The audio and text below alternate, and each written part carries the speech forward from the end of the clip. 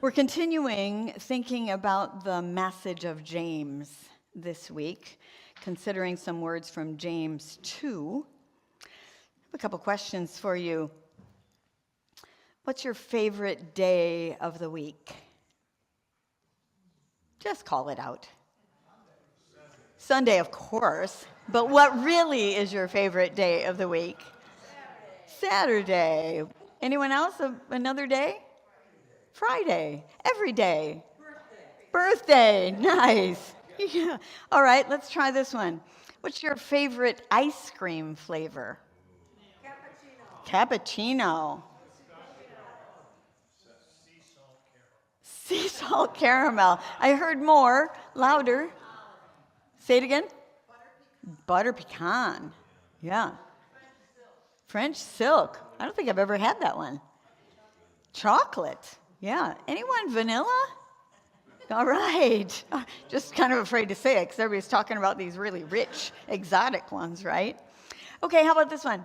What's your favorite place to vacation? Saugatuck. Just stay home. Nice, nice. Maine. All right. Canada. Italy.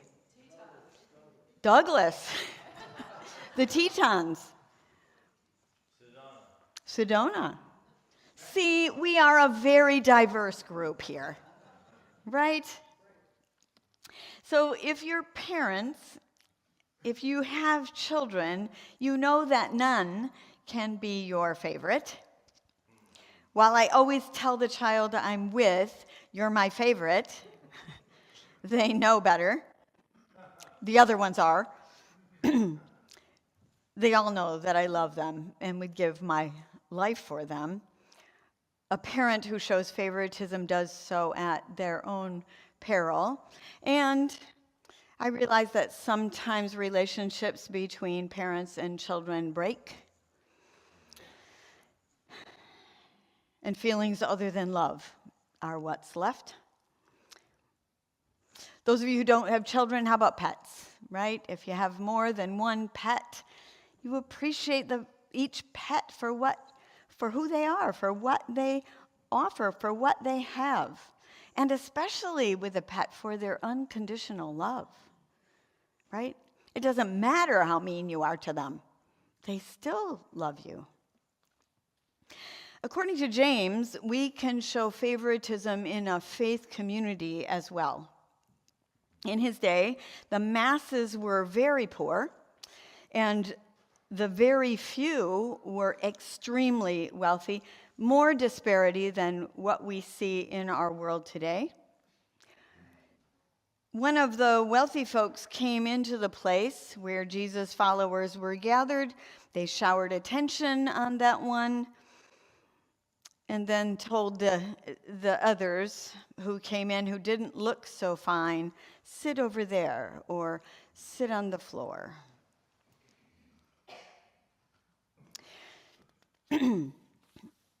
It would be like you saying to a guest on Sunday, you can sit in the fellowship hall because these are our seats.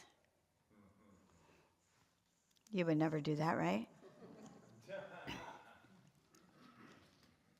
Even Jesus showed favoritism. In this gospel story, he's trying to escape the crowds. He thinks he's gotten away, and here comes this woman.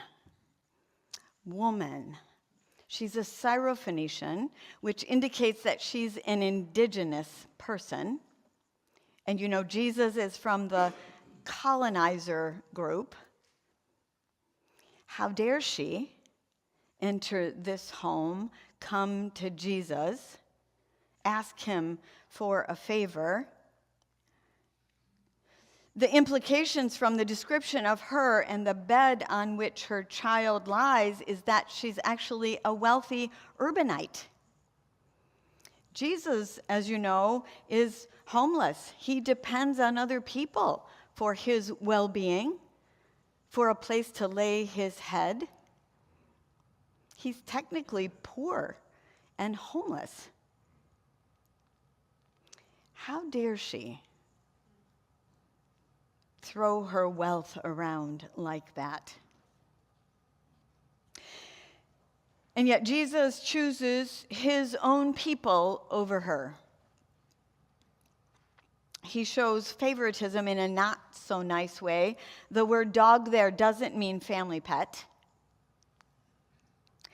And her response to Jesus is from a complete awareness of her intersectionality. She knows she has wealth and Jesus doesn't. She knows that she's from the indigenous culture and Jesus is a colonizer.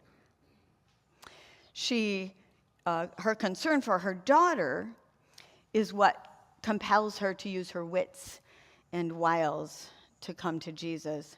And she says to him words to this effect, but even outsiders need a piece of the magic that you offer. Isn't your God powerful enough to heal the outsider? Doesn't your God care for the others, little children? The implication from her is, I know my status. I know that I have wealth and you don't. I know that I'm indigenous and you're a colonizer, but I care for my daughter. And the way she situates herself before Jesus, just the crumbs, I won't take more than my share, triggers like that her daughter's healing.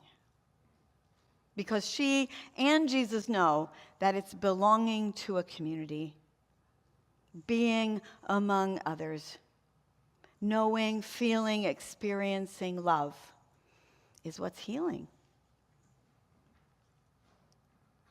In the story, we see that everyone has something to contribute. The woman helps Jesus see that while she may be wealthy and indigenous, however that affects him, she has needs to be addressed as well. And she seems to be more aware of God's class consciousness and that God favors the oppressed class in the story of the ancestors in our faith, whether that oppression is being a woman or being a sick child. Favoritism, she knows, excludes people from community where healing can occur. We are a stronger community when we have more diversity, all gifts, all experiences, all skills and talents. In The Emperor's New Clothes, I won't tell you the story, you got it. It's the child, right, who's able to name the naked ruler while the adults play the fool. William Sloane Coffin, you heard him say, every board, every church search committee, this was years ago, right, should have a 9-year-old sitting at the table to unmask the pretense of the adults. The LGBTQ community has taught those of us who are not, those of us who are straight and heterosexual and cisgendered, what sexuality, gender identity, and expression, what family of choice looks like, feels like, the value of it, the wealth that's there in all the beauty and complexity and diversity. The poor can teach the rich about where ultimate dependence and happiness exists. The non-formally educated can teach us what learning looks like in many forms, that there's no one type of learning that's best or necessary. It's the outsider who shows us how we're keeping the outsider out. So what does this look like for an individual today?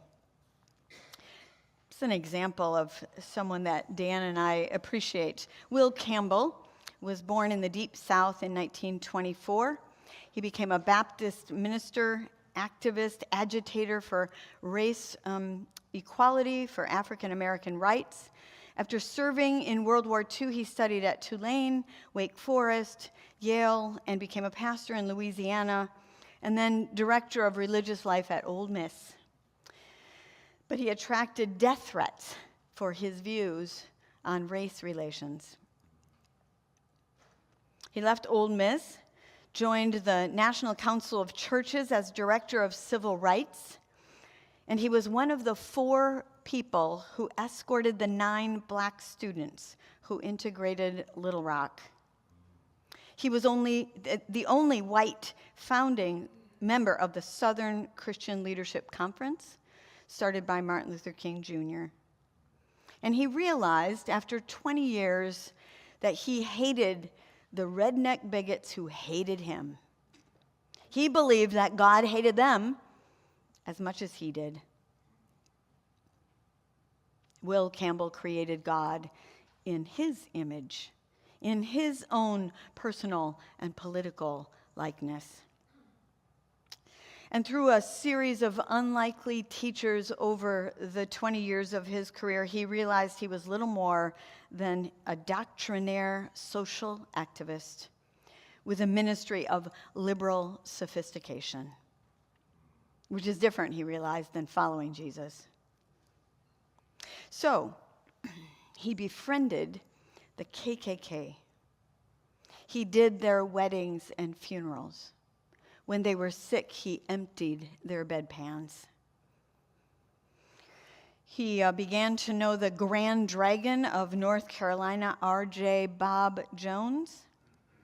And that's when he started getting hate mail from the liberal left.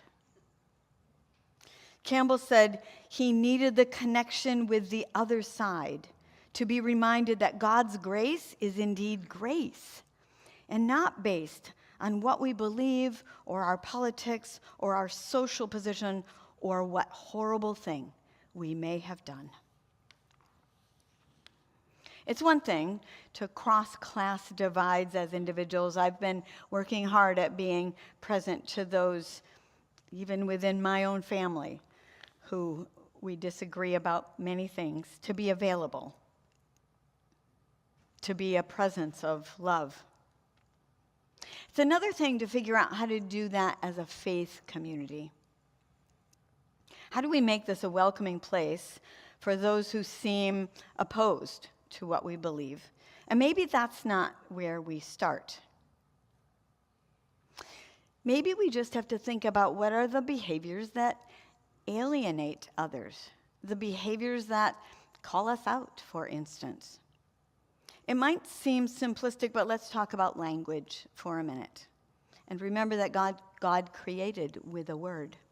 So that place in the back there by the front door, between the front door and how you get in the sanctuary, what do you call that space? The vestibule. That's a good word, right? We know what a vestibule is. Did any of you come from churches where you called that the narthex? Right? What's a narthex? Well, back in the day, it was a big porch. We're talking about the ancient church, where those who were not baptized members could sit if they wanted to know what was going on, but they couldn't come into the real church because they weren't baptized yet. That's what the narthex was. It was a place for those people. Now, when we go to a church today, we don't think about a narthex that way. But what are the words? By the way, well, here's a word. So what do we call this area? Altar. The nave. A chancel. What is this? It's a stage, right? It's a platform, right? Winston Churchill said, "We shape our buildings, and then our buildings shape us." So one other thing, many of you have told me, prior even to us creating this program or bulletin, that you're not sure about that word program. Just in the rest of your life, what's a bulletin? There's a bulletin board, right, that you see on the wall in the school. There's a say it again? Yeah. It's, well, very good. Or an emergency. Beep, beep, beep, beep, beep, beep, beep, beep, right? It's a bulletin that passes along the bottom of your television screen. Or now you get a tweet or a text about it, but, right? This is something that you use when you're in a space where you need to know what's going on, as Sue said. What do we call that when we go to a concert or a program? So here's my contention. There are a lot of words, a lot of things that people need to know when they come among us. What's the Bible? What's resurrection, salvation, sin? What's faith? What's prayer? There are a lot of religious words that we have to learn if we're not part of this on a regular basis. So why not get rid of the other words that are easy to change and focus on those words? My friend Beth used to call those words churchianity. We don't have to. I'm just asking questions because that's what interims do.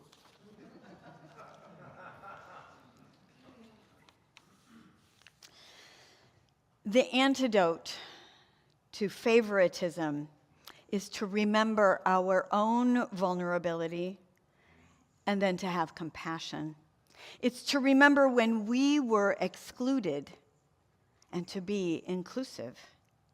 It's to remember when we were the outsider and make sure that no one ever is. It's to be a learning organization, closely attending to the answer to the question Lily and Daniel asked back in May. That's the reason for the existence of the church. Who is not yet here?